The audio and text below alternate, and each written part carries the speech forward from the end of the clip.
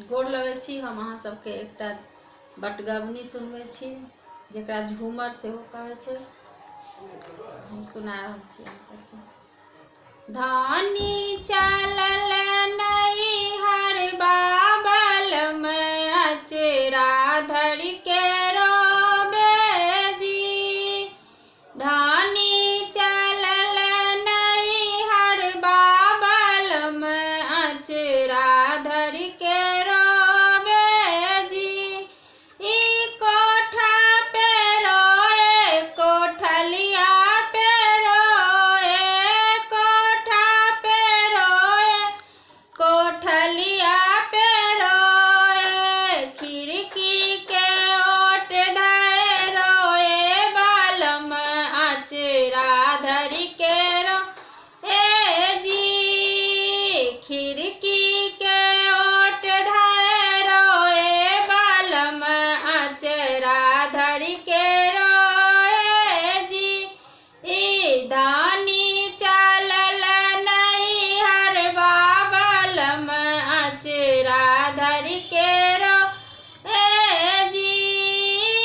पलंगा पे रोए पलंगियो पे रोए, पलंगा पे रोए पलंगी पे रोए।